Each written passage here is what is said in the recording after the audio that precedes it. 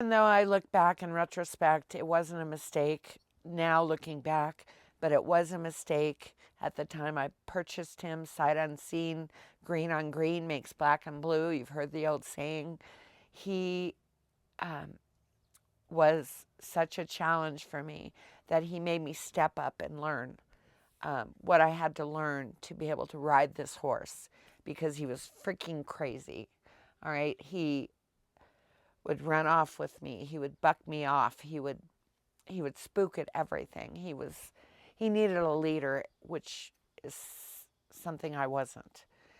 So my first mistake was buying a green horse, being a green rider, and not understanding what it takes to the hours and the time and the experience it takes to really put together a finished broke horse.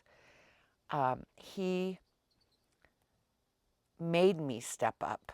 He challenged me to step up. He wanted me to be a leader, and I just didn't know anything. So there was an old saying called practice good judgment, and good judgment is acquired through failure. And I failed, and I failed, and I failed. So your first horse, your second horse, your third horse, whatever it may be, buy the best trained horse, the best grounded horse you can buy with the money you have, guaranteeing your safety and making sure that you, as a horsewoman or horseman, know what your skill level is, what your knowledge level is, and don't buy a horse that you feel is a project if you don't have the experience or the skill level to take that horse to where he needs to be. Number two, not having a experienced horse person, a friend, a mentor, or a trainer to really ask questions to take you and your horse where you need to be, where you want to be. Um, Having a experienced person that can guide you through the process of taking your horse where you want him to be, where you need to be, where you want to be, is so important to your progress because it builds your confidence. The more experience you have, the more knowledge you have, and this mentor person, best friend, whoever you've got that knows more than you want to relish that relationship and pick their brain till you can't, they can't stand it anymore because I would ask questions.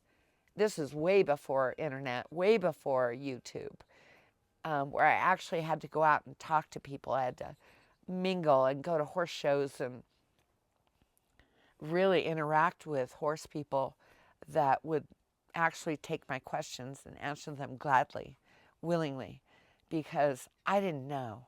I had books and DVD tapes or VHS back then.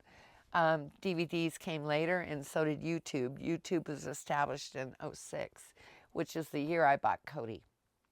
So, my advice to you is buy an older horse that is broke and experienced and patient with you, that builds your confidence to be able to, you ride them and you work with them on the ground or whatever you do.